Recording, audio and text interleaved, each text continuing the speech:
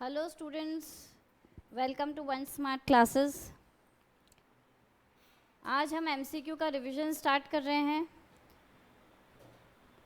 MCQs में आपको पता है कि आपके जो पेपर्स हैं वो आपके एमसीक्यू में ही आएगा। इको का पेपर 50 मार्क्स का आपका इको है, 50 मार्क्स का मैनेजमेंट है।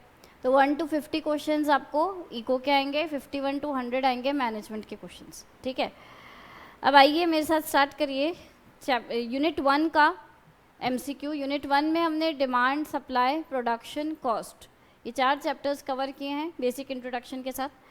तो आ जाइए मेरे साथ स्टार्ट करिए। चलिए, number 1, who was the father of economics? तो फादर ऑफ इकोनॉमिक्स कौन थे? Adam Smith. तो ऑप्शन बी। ठीक है। Second, normative economic theory deals with. Normative economic theory, normative हमने क्या पढ़ा था? और पॉजिटिव। पॉजिटिव और नॉर्मेटिव दो चीज़ें पढ़ी थी हमने। पॉजिटिव होता है जो फैक्ट्स के बेसिस पे होता है, जो जैसा है वैसा ही हम जब उसको स्टडी करते हैं वो होता है पॉजिटिव थ्योरी। और यहाँ पर नॉर्मेटिव इकोनॉमिक थ्योरी मतलब कौन सी है? जो आपकी किस पे? जजमेंट पे बेस्ड रहती है। मतलब यहाँ पे कौन से वर्ड्स यूज होते हैं? शुड बी या आउट टू बी।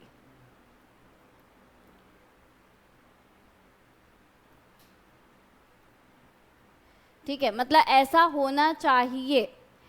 दो चीज़ें होती है, या तो वो जैसी है वैसी आप पढ़ रहे हो तो वो है पॉजिटिव, और अगर आप क्या कर रहे हो, आप ऐसा सोच रहे हो कि ऐसा होना चाहिए तो वो एक्चुअल में नहीं है, बस आप ऐसा सोच रहे हो और ऐसा मानते हैं कि ऐसा होना चाहिए, तो वो होता है नॉर्मेटिव इकोनॉमिक। यहाँ पे बोला normative economic theory deals with what to produce, how to produce, whom to produce. Last वाला जो है how the problem should be solve. तो हमारा आंसर क्या होगा? Answer number D. नेक्स्ट है आपका micro economic theory deals with. Micro economic है तो किसके लिए बात कर रहे हैं हम? इंडिविजुअल यूनिट्स के लिए। मैक्रो होता तो क्या होता? इकोनॉमी एज अ होल के लिए होता आपको। ठीक है, माइक्रो इकोनॉमिक क्या है? हमारा इंडिविजुअल यूनिट्स की स्टडी है। In economics goods includes material things. Material things तो इंक्लूड होती हैं, पर हमने देखा था नॉर्मली इकोनॉमिक्स में हम क्या इंक्लूड करते हैं? गुड्स भी, सर्विसेज भी, जो ट्रांसफरेबल भी हैं और जो विजिबल भी हैं। ठीक है, जो विजिबल भी हैं और जो ट्रांसफरेबल भी हैं, वो दोनों गुड्स हम इंक्लूड करते हैं इकोनॉमिक्स में। ठीक है, नेक्स्ट है आपका question number 5, human wants are. Human wants को हम इकोनॉमिक्स में क्या कहते हैं? एंड्स। ये एंड्स क्या होते हैं? अनलिमिटेड। और रिसोर्सेज को क्या बोलते हो? मीन्स। और मीन्स कैसे होते हैं आपके? लिमिटेड। तभी तो इतना झगड़ा है कि लिमिटेड मीन्स में अनलिमिटेड वांट्स को सेटिस्फाई करना, तो वो कैसे करें? तो human wants are unlimited. Nature of PPF curve is. Nature of PPF curve is कैसा है? Concave to the origin.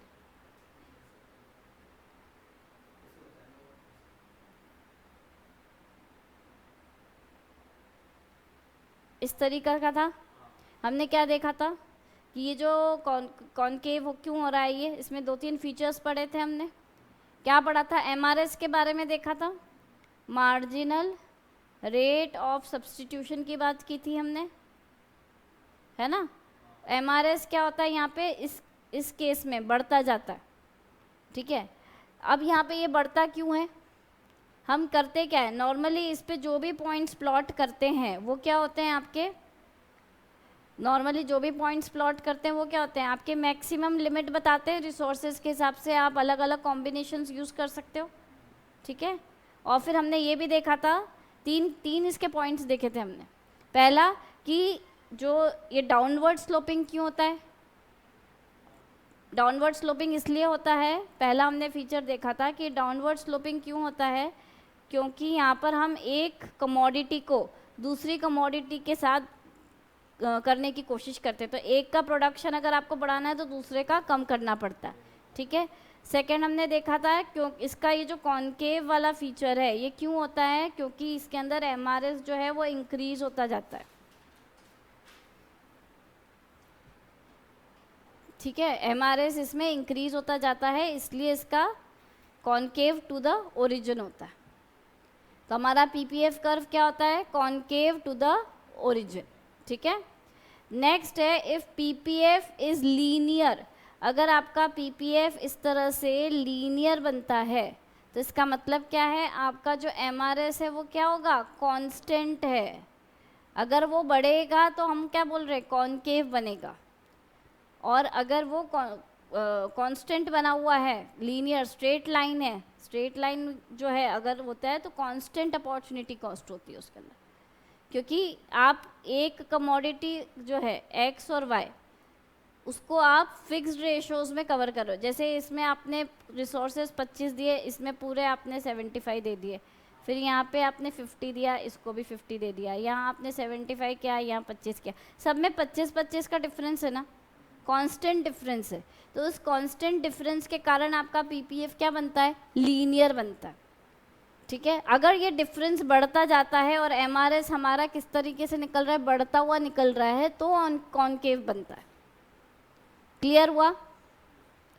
Next है any point beyond PPF is, कोई भी पॉइंट जो पीपीएफ के बाहर है वो क्या हो गया, अनअटेनेबल। पीपीएफ के बाहर कोई पॉइंट है, ये आपका पीपीएफ है, इसमें अपन ने बाहर एक पॉइंट डाल दिया, तो आपके तो रिसोर्सेज ही नहीं है ना, आप इसको कवर कैसे करोगे, ये हमारे लिए अटेन ही नहीं कर सकते। इसके बजाय अगर अंदर हुआ तो हम वो कर तो सकते हैं, ठीक है, कर तो लेंगे, पर ये क्या शो करेगा, आपकी कैपेसिटी से कम प्रोडक्शन कर रहे हो आप। ये जो आपको जो ये कर्व दिखाता है वो क्या बताता है, आपकी कैपेसिटी है, आपके इतने रिसोर्सेज हैं, आप इतना प्रोडक्शन कर सकते हो। तो अगर कोई पॉइंट उसके अंदर लाई कर रहा है तो वो क्या बता रहे हैं, अनएम्प्लॉयमेंट या फिर अंडर यूटिलाइजेशन ऑफ रिसोर्सेज। ठीक है, तो 8th वाले में क्या है, any point beyond PPF is unattainable. कोई भी पॉइंट जो पीपीएफ के बाहर है वो क्या होगा, अनअटेनेबल। और कोई भी पॉइंट जो उसके अंदर है, कोई भी पॉइंट जो उसके अंदर है तो वो कैसा होगा, अनएम्प्लॉयमेंट, या फिर आप क्या बोलोगे, नेक्स्ट क्वेश्चन आ ही गया, if an economy is working at the point left to the PPF, left to the PPF मतलब क्या हुआ, अंदर के साइड, तो डैट शोज अनएम्प्लॉयमेंट। ठीक है, नेक्स्ट है point elasticity was propounded by Marshall. मैंने बता रखा है कि नॉर्मली हर चीज़ हमारे को मार्शल ने दी, सिर्फ एडम स्मिथ थे वो फादर ऑफ इकोनॉमिक्स थे, बाकी हर चीज़ में हमें मार्शल साहब जो हैं वो पहले दिखेंगे। Luxury goods have dash degree of elasticity, moving to 11th question, luxury goods have dash degree of elasticity. हमने इलास्टिसिटी देखी थी, इलास्टिसिटी क्या होती है, degree of responsiveness, degree of responsiveness of demand with respect to price. Price के कारण demand में कितना चेंज आया वो हमें इलास्टिसिटी बताता है। अब हम बात करते हैं कि लग्जरी गुड्स की इलास्टिसिटी कैसी होती है। अगर लग्जरी गुड्स का, आप मान लीजिए आईफोन 14 का एग्जाम्पल लीजिए, ठीक है, आईफोन का एग्जाम्पल ले रहे हैं। आईफोन में मान लीजिए इसकी प्राइस कम हो गई, अभी 1.5 लाख है और मान लो वो आपको 1.15 1.20 में मिल रहा है, प्राइस कम कर दी, तो उसकी डिमांड में आपको ज़्यादा उछाल देखने को मिलेगा, है ना। तो यहाँ पे, या फिर आपने बोला अगर मेरी प्राइस इन्होंने और बढ़ा दी तो डिमांड क्या हो जाएगी, और कम हो जाएगी। तो आपको प्राइस के रिस्पेक्ट में डिमांड में ज़्यादा चेंजेस देखने को मिल रहे हैं, प्राइस में जितना चेंज नहीं हुआ उससे ज़्यादा डिमांड में चेंज हो रहा है, तो ये क्या हो जाएगा हमारा हाई इलास्टिसिटी। हमेशा याद रखना लग्जरियस गुड्स की इलास्टिसिटी कैसी रहती है, हाई रहती है। ठीक है, ये आपके इंस्टीट्यूट का बहुत बहुत फेवरेट क्वेश्चन है, हमेशा आता है। Demand for salt is in elastic, demand for salt is in elastic. In elastic का मतलब क्या, कि प्राइस में चेंज तो हो रहा है, प्राइस अगर बढ़ रही है तो आप क्या ज़्यादा नमक बिल्कुल नहीं खाओगे क्या, ऐसा हो सकता है क्या, नहीं हो सकता। ठीक है, या फिर अगर प्राइस कम हो जाएगी तो ज़्यादा नमक खाने लग जाओगे, वो भी नहीं हो सकता। मतलब डिमांड में तो कोई असर नहीं आ रहा है ना, कोई असर नहीं आएगा डिमांड में, प्राइस बढ़े या घटे, ठीक है। तो डिमांड वैसी रहेगी अनचेंज। तो यहाँ पर इसको क्या बोलेंगे, जब डिमांड में कोई चेंज नहीं आ रहा है तो क्या आ रहा है, इनइलास्टिक है वो। पर इनइलास्टिक क्यों है, क्यों, क्योंकि उसके पास कोई सब्स्टिट्यूट्स नहीं है, कोई सब्स्टिट्यूट्स नहीं है। मार्केट में सब्स्टिट्यूट्स होते हैं ना तो बहुत चीज़ें फिर अलग हो जाती, सब्स्टिट्यूट्स ही नहीं है, इसीलिए क्या हो जा रही है, डिमांड जो है सॉल्ट की इनइलास्टिक है। Price elasticity, demand of product will be more elastic. अब यहाँ पे इसने ज़्यादा इलास्टिसिटी की बात की है कि अगर जो प्रोडक्ट है उसकी जो प्राइस इलास्टिसिटी वो ज़्यादा है, तो क्यों है। देखो हमने ये समझा था कि सब्स्टिट्यूट्स नहीं हैं सॉल्ट के केस में, कि सब्स्टिट्यूट्स नहीं हैं, क्यों, तो उसके वजह से क्या हुआ, उसकी डिमांड इनइलास्टिक है। अगर मान लो सब्स्टिट्यूट्स है तो डिमांड कैसी होगी, इलास्टिक हो जाएगी। समझ आ रहे थे।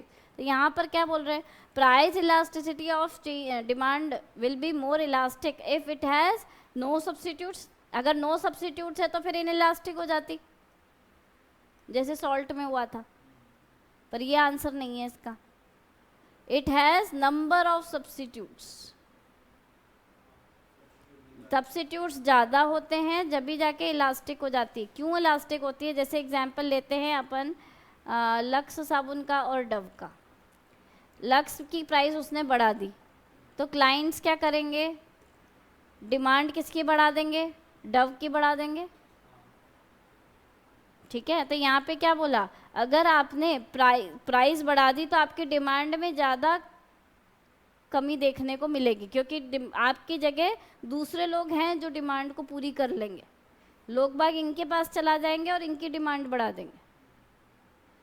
देखा ना हमने, तो हमने क्या देख रहे हैं कि इतना सा फंडा समझो कि प्राइस के चेंज होने से आपकी डिमांड पे जितना असर आता है ना, वो आपकी इलास्टिसिटी दर्शाता है, ठीक है। अगर प्राइस के चेंज होने से, घटने से या बढ़ने से डिमांड पर कोई चेंज नहीं आ रहा है तो वो है इनइलास्टिक। पर अगर प्राइस के घटने या बढ़ने से डिमांड पर बहुत ज़्यादा चेंजेस आ रहे हैं, जैसे कि हमने आईफोन में देखा था, लग्जरियस गुड्स में देखा था, तो आपके क्या हो जाएगी, इलास्टिसिटी ज़्यादा हो जाएगी। यहाँ पे उसके डिमांड में चेंज क्यों देखने को मिल रहा है, क्योंकि दूसरे सब्स्टिट्यूट्स अवेलेबल है मार्केट में। तो इसका आंसर क्या होगा, price elasticity of demand of product will be more elastic if it has number of substitutes. I hope clear है यहाँ तक। नेक्स्ट हम चलते हैं, if the price of the burger rises from 12 per piece to 20 per piece as a result of which the daily sales decreases from 300 to 200। इस question में हम निकालेंगे ईपी, इलास्टिसिटी, प्राइस इलास्टिसिटी निकालेंगे, है ना। प्राइस इलास्टिसिटी हमने क्या देखी थी, आर्क मेथड से कर रहे हैं हम सब। मैंने आपको यही बताया था कि जब तक आपको कोई और मेथड नहीं बोलता है, आपको आर्क मेथड से ही करना है। आर्क मेथड में क्या करते हैं, फॉर्मूला वही है, change in Q by change in P into P by Q. पर इसमें चेंजेस कहाँ आएंगे, जो पी है ना वो हम क्या लेंगे, एवरेज प्राइस, और क्यू क्या लेंगे, एवरेज क्वांटिटी, ठीक है। अब देखो सॉल्व करते हैं। अब देखो अपना P1 का है, प्राइस क्या है फर्स्ट वाली 12, प्राइस 2 क्या है 12 से 20 पे हो गई। प्राइस बढ़ी तो समझ आता है कि डिमांड घटेगी, तो डिमांड क्या हुई, Q मेरा है ना Q1 कितना हुआ देखो 300 था,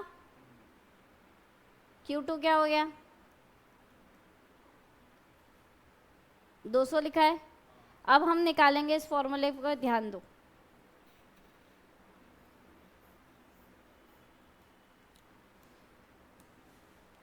चेंज इन क्यू, चेंज जो भी निकालोगे वो कैसे निकालोगे, न्यू माइनस ओल्ड करोगे हमेशा, ठीक है। न्यू में क्या चेंज इन क्यू देख रही हूँ मैं, चेंज इन क्यू 200 माइनस 300, 100 का डिफरेंस है, माइनस का साइन नहीं लेना है। आर्क मेथड में माइनस नहीं लगाते हम कहीं भी, इसीलिए सबसे बच्चों को इजी और फेवरेट मेथड ये, इसमें माइनस का कोई झंझट नहीं, आपको सीधा माइनस करना है, पर आपको माइनस का साइन लगाना नहीं है कहीं भी, ठीक है। 200 में से 300 गया मतलब कितना, 100 का डिफरेंस है, तो चेंज इन क्यू 100 है। चेंज इन प्राइस कितना हुआ, 8 इंटू पी, मैंने बोला एवरेज प्राइस लेना। एवरेज प्राइस क्या होती है, यहाँ पे ये 32 हुई, एवरेज प्राइस कितनी निकली, 16। एवरेज क्वांटिटी कितनी निकली,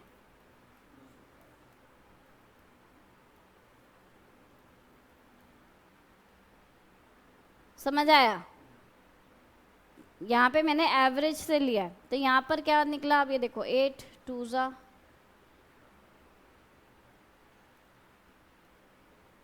4/5 that is 0.8।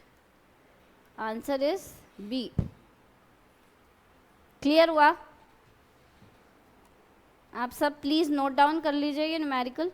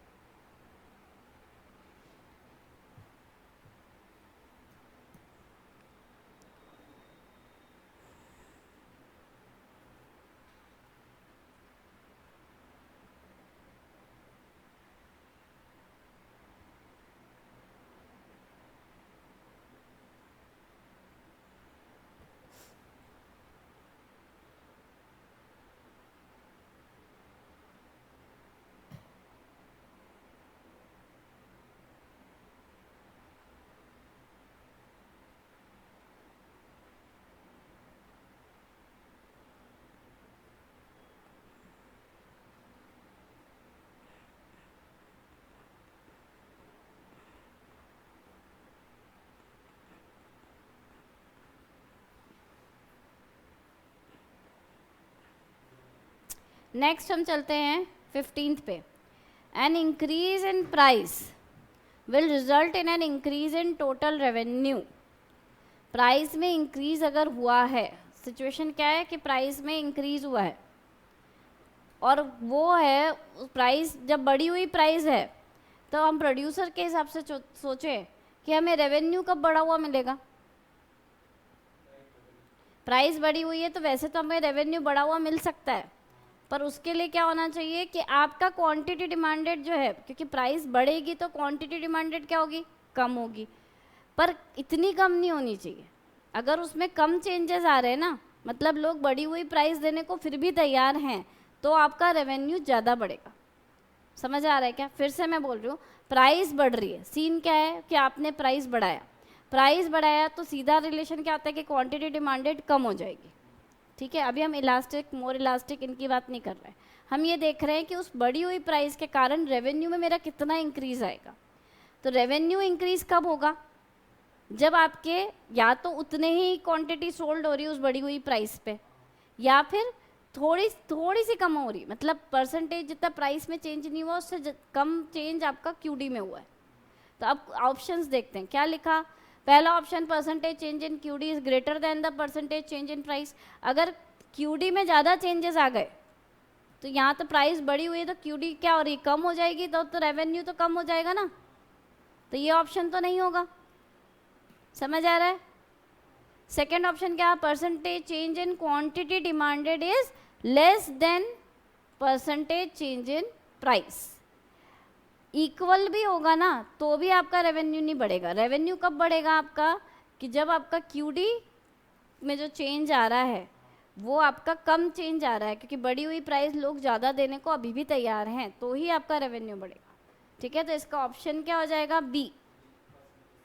Percentage change in quantity demanded is less than percentage change in price. Next,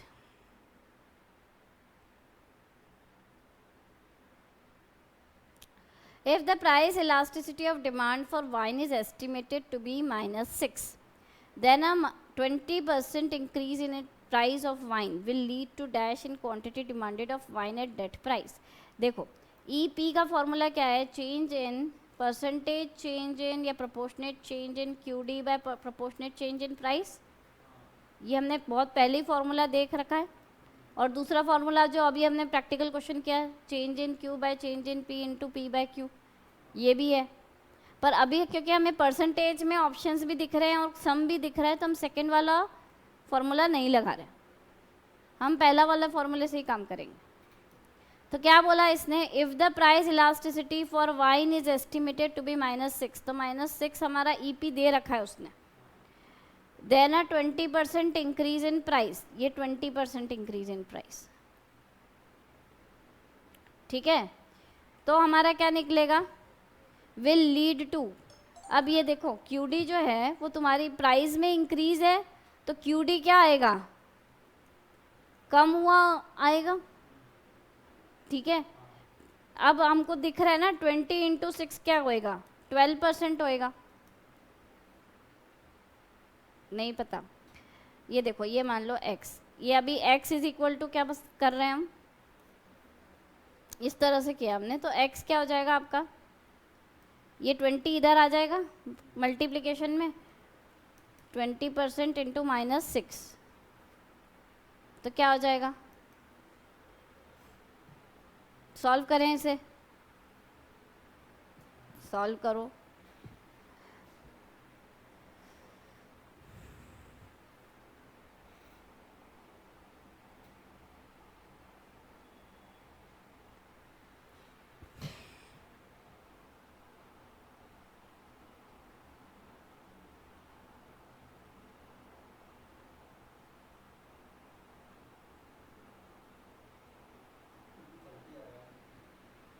thirty कैसे आएगा, 30 कैसे आएगा,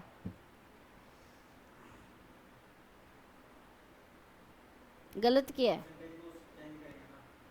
परसेंटेज को कहाँ से चेंज करो, मतलब 20% को खोलोगे, 20/100 करोगे, हाँ तो फिर करो, तो 600/20 कर दिया तुमने, तभी 30 आया दिखता है।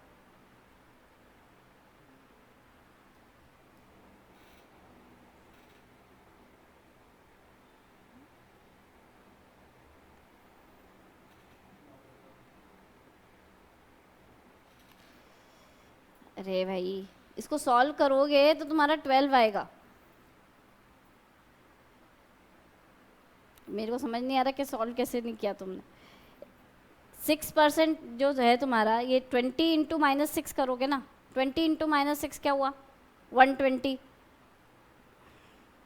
20 × -6 क्या हुआ, 120 हुआ, 120 डिवाइडेड बाय परसेंटेज का 10, तो 12 आ जाएगा। 12 क्या हुआ आपका, अब यहाँ पे डिक्रीज आ रहा है ना, क्यूडी डिक्रीज होगी क्योंकि प्राइस इंक्रीज हो रही है, तो इसका ऑप्शन क्या आएगा, 12% डिक्रीज, ये नहीं आएगा, ये भी नहीं आएगा, ये भी नहीं आएगा।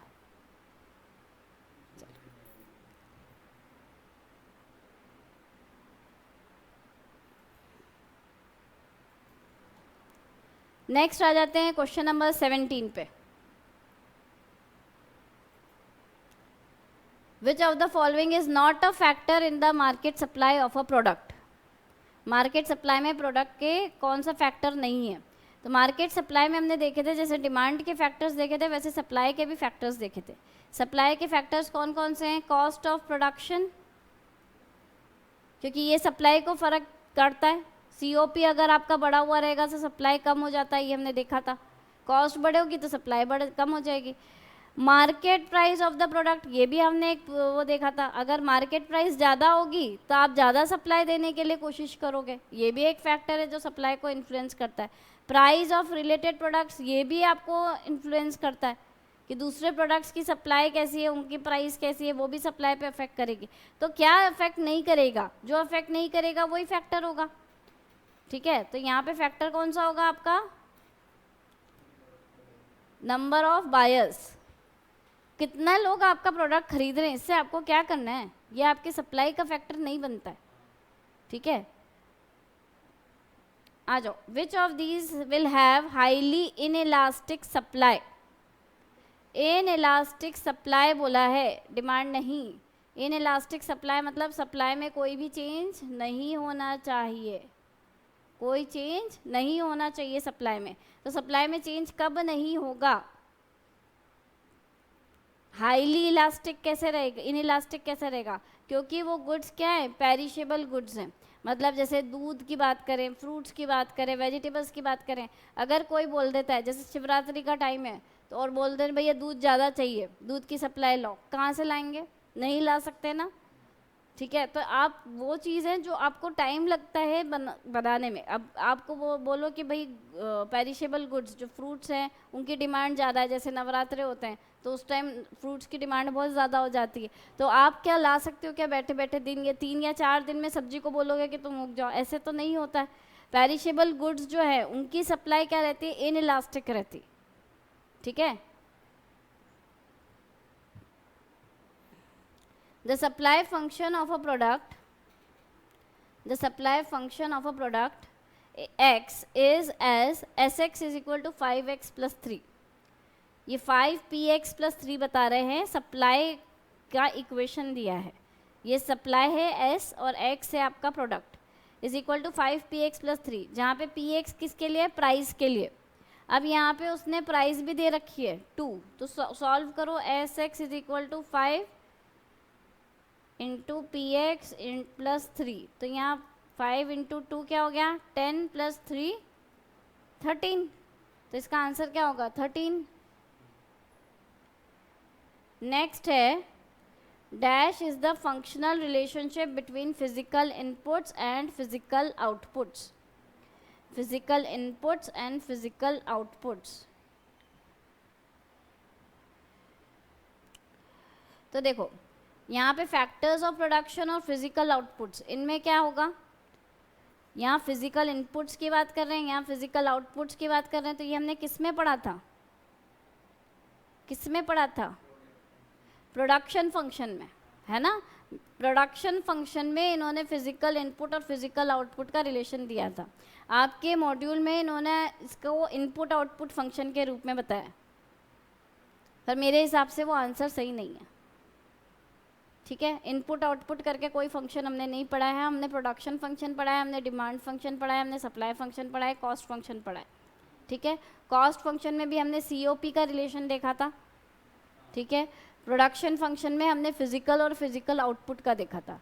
तो फिजिकल इनपुट और फिजिकल आउटपुट का अगर बात हो रही है, फैक्टर्स ऑफ प्रोडक्शन की और quantity of goods and services produced उसकी, तो यहाँ पर आपका आंसर आएगा प्रोडक्शन फंक्शन सी, ठीक है। आगे चलते हैं। Variable factor means those factors of production, variable factors मतलब वो फैक्टर्स प्रोडक्शन के विच कैन बताइए आंसर है, देखिए आंसर तो आपको बताना है। ऑप्शन क्या है, which can only be changed in long run, अगर हम लॉन्ग रन में चेंज कर रहे हैं तो क्या होगा, सारे ही चेंज हो जाते हैं। Which can be changed in short run, क्योंकि शॉर्ट रन में दो फैक्टर्स मिलते हैं, फिक्स्ड और वेरिएबल, तो एक तो फिक्स है ही, और वेरिएबल मतलब जो आप शॉर्ट रन में वेरी कर सकते हो ना, तो आंसर क्या होगा आपका बी, जो शॉर्ट रन में वेरी करते हो, ठीक है। और इसके अंदर which can never be changed वो भी नहीं होगा, और डी ऑप्शन में इसने बोथ ए एंड बी, तो ये दोनों ही सही है ना अपनी अपनी जगह। ये लॉन्ग रन की बात कर रहा है, ये शॉर्ट रन की बात कर रहा है। तो लॉन्ग रन में वो बोल रहा है जो चेंज होएंगे तो सारे चेंज हो जाते हैं, और शॉर्ट रन के अंदर वो फैक्टर्स जो चेंज हो जाते हैं वो भी वेरिएबल फैक्टर्स हैं। तो हमारा आंसर क्या होगा, डी, जो दोनों के हिसाब से सही है। लॉन्ग रन में भी वेरिएबल फैक्टर्स है ना, इसने क्या पूछा कि वेरिएबल फैक्टर कौन सा फैक्टर है, ये पूछा, इसने ये नहीं पूछा कि शॉर्ट रन में क्या है या लॉन्ग रन में क्या है। तो वेरिएबल फैक्टर क्या होगा, शॉर्ट रन में तो जो फैक्टर्स चेंज हो जाते हैं वो वेरिएबल फैक्टर है, और लॉन्ग रन में तो सारे ही फैक्टर्स आपके वेरिएबल हैं जो चेंज हो जाते हैं, तो वो दोनों के हिसाब से आंसर सही है, ए और बी दोनों ऑप्शन सही है। All factors of production become variable in, अब जैसे इसने डायरेक्ट क्वेश्चन पूछ लिया, तो ये वेरिएबल किस में हो जाते हैं, सारे के सारे फैक्टर्स लॉन्ग रन में, सारे फैक्टर्स लॉन्ग रन में ही तो वेरिएबल हो जाते हैं। तो कहाँ आंसर आएगा आपका, option C. What is the maximum point of TP, maximum point of TP, TP maximum होता है तब हमने क्या बोला था, एमपी क्या होता है, हाँ 0, तो इसका ऑप्शन क्या होगा, B, when MP becomes 0, when MP becomes 0।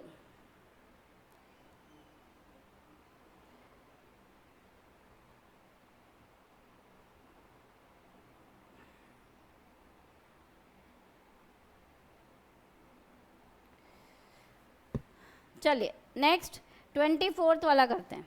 24th में क्या बता रहे हैं कि भाई eight the point of inflection TP will generally, eight the point of inflection, ये हमने इस तरह से देखा था, इस तरह से टीपी देखा था, हमने 3 स्टेजेस के बारे में पढ़ा था।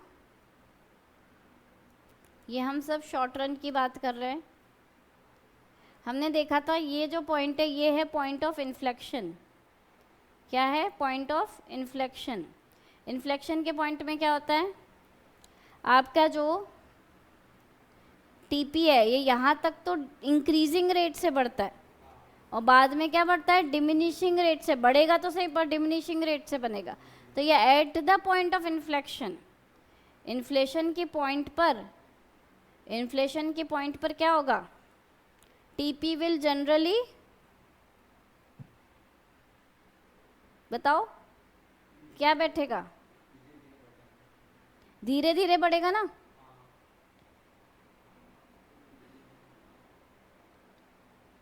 Eight the point of inflation show increasing, पर यहाँ पे इंक्रीजिंग ट्रेंड है, डिक्रीजिंग या इंक्रीजिंग ट्रेंड है, इक्वल टू 0 है या नेगेटिव है। तो आपके हिसाब से ऑप्शन क्या आएगा? हाँ, डिक्रीज होगा पर धीरे धीरे होगा, तो शो डिक्रीजिंग ट्रेंड्स। इसमें ऑप्शन इसने दिया नहीं है, वैसे आना चाहिए शो डिक्रीजिंग ट्रेंड्स। ठीक है, ये बी आपके इसमें तो शायद ये बी नेगेटिव करके इन्होंने आंसर दिया हुआ है, वो गलत है ना। तो ये 0 के इक्वल होगा, 0 भी नहीं हो सकता। देखिए इसका आंसर, मेरे हिसाब से आपका ऑप्शन इन्होंने गलत दे रखा है।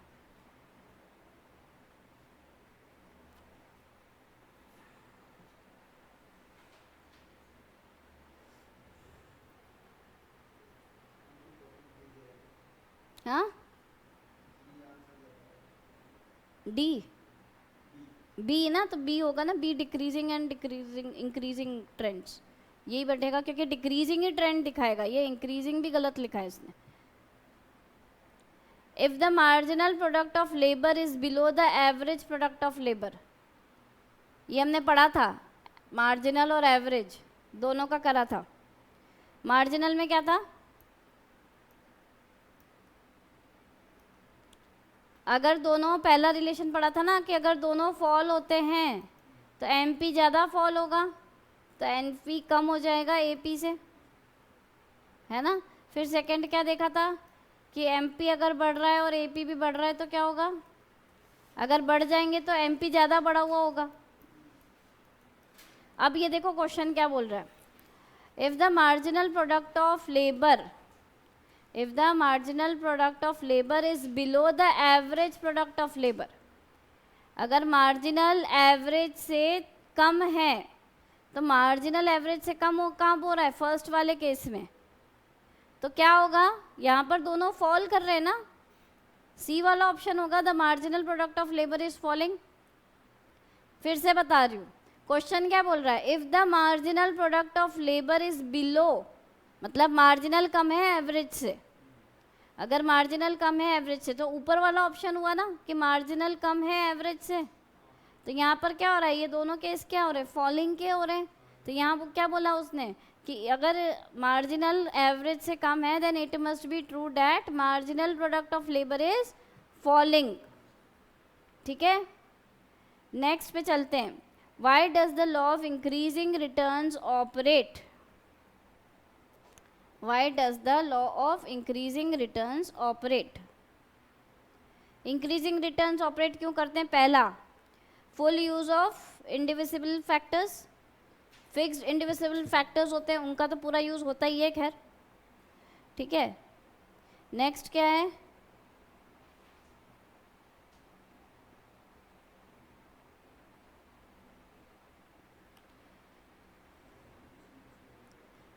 एफिशिएंसी ऑफ वेरिएबल फैक्टर्स, वो भी समझ में आता है। Need to reach the right combination, वो भी समझ में आता है।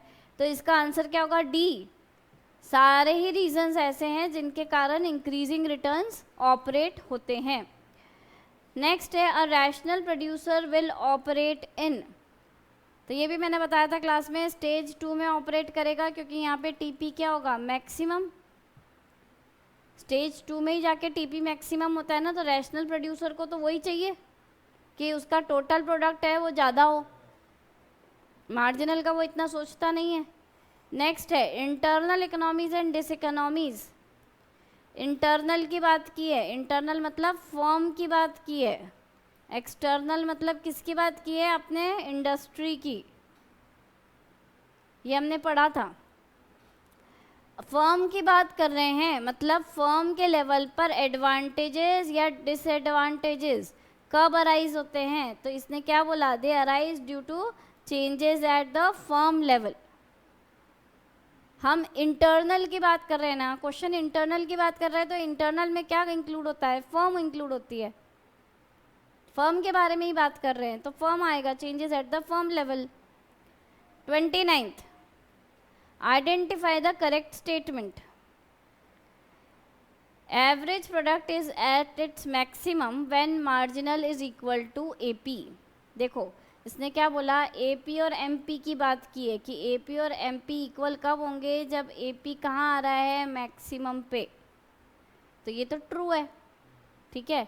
इसके अपोजिट मैंने एक चीज़ और बताई थी ना आपको कि ए सी की बात की थी मैंने, ए सी और एम सी इक्वल होंगे, पर इसमें ए सी कहाँ जाएगा, मिनिमम पे जाएगा, तब इक्वल होते हैं।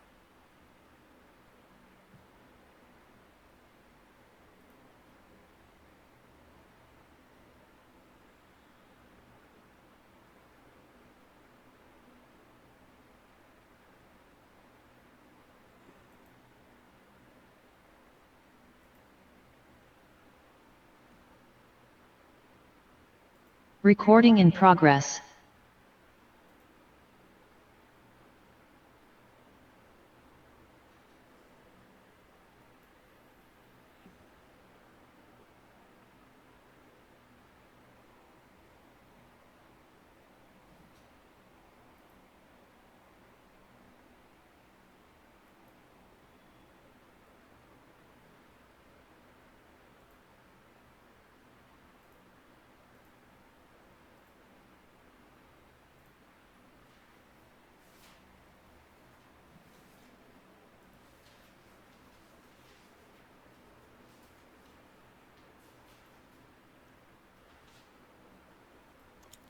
चलिए, तो हम कहाँ पे थे, 29th वाले क्वेश्चन पे। यहाँ पर हमने क्या बोला, एवरेज प्रोडक्ट मैक्सिमम कब होगा, एमपी और एपी जब बराबर होंगे, तब एवरेज प्रोडक्ट की बात कर रहे हैं तो क्या हो जाएगा, मैक्सिमम पे होगा equal.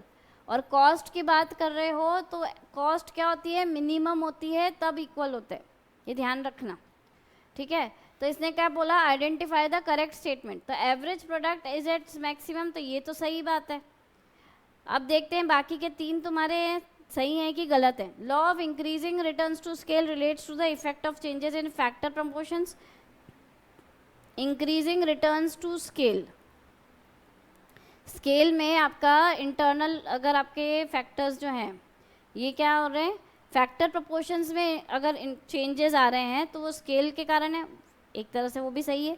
Economies of scale arise only because of indivisibility, ये गलत है, सिर्फ ऐसे नहीं होता है, इसकी वजह से नहीं है, तो ये स्टेटमेंट गलत है। Internal economies of scale can accrue only to exporting sector, ये भी गलत है। अब इन दोनों में से ज़्यादा सही कौन सा है ये देख लेते हैं, क्योंकि इसने क्या क्वेश्चन पूछा है कि करेक्ट स्टेटमेंट ढूंढना है। तो law of increasing returns to scale relates to the effect of changes in factor proportions, तो ये ऐसा नहीं होता है कि सिर्फ उसी के इफेक्ट को वो उसी के इफेक्ट की वजह से वो चेंज हो रहा है या इंक्रीजिंग हो रहा है। इसका सब जो फर्स्ट पार्ट है वो आपका फैक्ट से रिलेटेड है और वो सबसे ज़्यादा सही है, इसलिए आपका आंसर क्या होगा, ए। 29th का होगा A. 30th, in the primitive stage, in the primitive state as the factors used in production were mainly.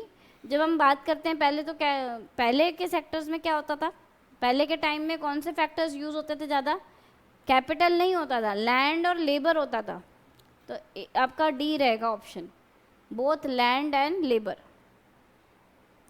Next, modes of production, modes of production was propounded by Karl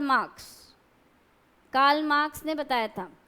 इसमें इन्होंने 3 तरह के, हमने ये अभी आपका न्यूली एडेड है ये पोर्शन, कैपिटलिस्ट इकोनॉमी,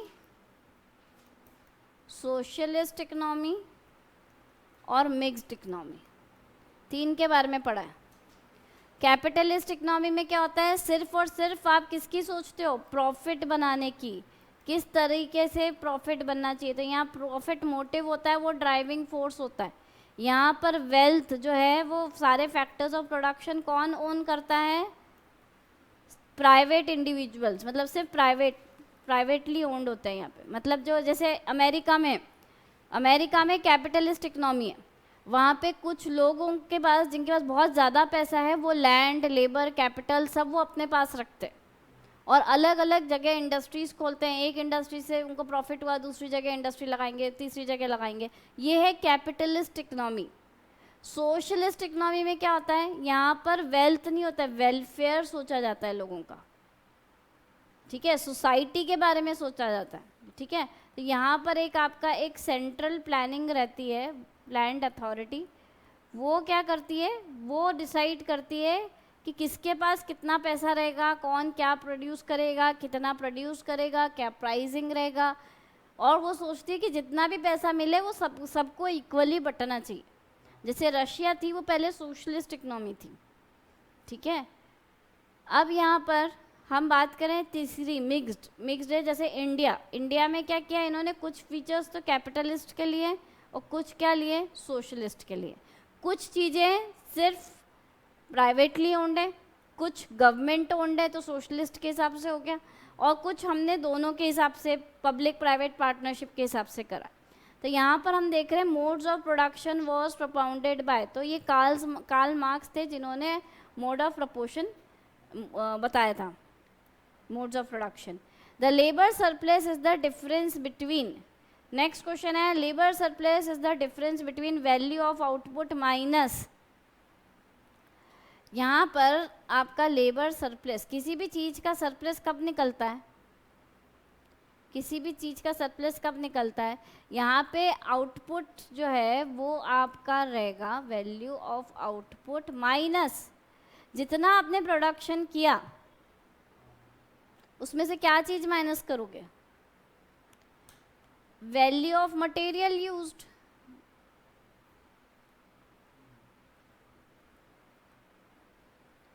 है ना। फिक्स्ड लैंड तो नहीं आएगी, फिक्स्ड लैंड की क्या वैल्यू यूज़ करेंगे, या कैपिटल, ये तो सिर्फ फिक्स्ड है। वैल्यू ऑफ मटेरियल्स जो कि हमारा वेरिएबल फैक्टर है, ठीक, तो लेबर ही तो पूछा उसने, लेबर सरप्लस। तो यहाँ पर हमको लेबर सरप्लस ही तो निकालना है। तो लेबर सरप्लस क्या हुआ, जितना आपने प्रोडक्शन किया, जितना भी प्रोडक्शन है उसकी वैल्यू माइनस जितने मटेरियल आपने यूज़ किए, वो आपका लेबर सरप्लस हो गया। तो इसका फर्स्ट ऑप्शन आएगा 32A। नेक्स्ट है socialist nature of an economy means, जैसे अभी आपको मैंने समझाया, सोशलिस्टिक नेचर मतलब क्या हुआ, जिसमें सोसाइटी के बारे में सोच रहे हो, वेलफेयर के बारे में सोच रहे हो, तो वहाँ पर इनकम और वेल्थ कौन ओन करता है, कैपिटलिस्ट नहीं, लेबर क्लास नहीं, कौन सा आएगा, by the state and public, ठीक है। तो ऑप्शन सी होगा, इनकम और वेल्थ कौन ओन कर रहा है, स्टेट और पब्लिक होल्ड कर रहा है, तो वो गई आपकी सोशलिस्ट इकोनॉमी। कैपिटलिस्ट इकोनॉमी में क्या होता है, ये सारी इनकम और वेल्थ कौन ओन करता है, कुछ पूंजीवादी, तो कैपिटलिस्ट लोग, ठीक है। देखो नीचे आ गया, capitalist economy means where the wealth and income of the country are owned by, wealth and income of the country are owned by, किससे, कैपिटलिस्ट है तो कौन करेगा, बोर्ग्यूजीज। बोर्ग्यूजीज क्या होता है पता है, कुछ पूंजीवादी लोग। तो इसका आंसर आएगा आपका डी, ठीक है, जिनके हाथ में पैसा रहता है, क्योंकि स्टेट नहीं हो सकता, लैंड ऑनर्स नहीं हो सकता, स्टेट एंड पब्लिक भी नहीं हो सकता, क्योंकि ये दोनों तो सोशलिस्ट के हो गए। हमको कैपिटलिस्ट पूछा है, तो ये है बर्ग्यूजीज, ठीक है। इसके साथ हमने ये चैप्टर का पीसीक्यू खत्म, एमसीक्यू खत्म किया। अब नेक्स्ट क्लास में हम आगे के एमसीक्यूज देखेंगे।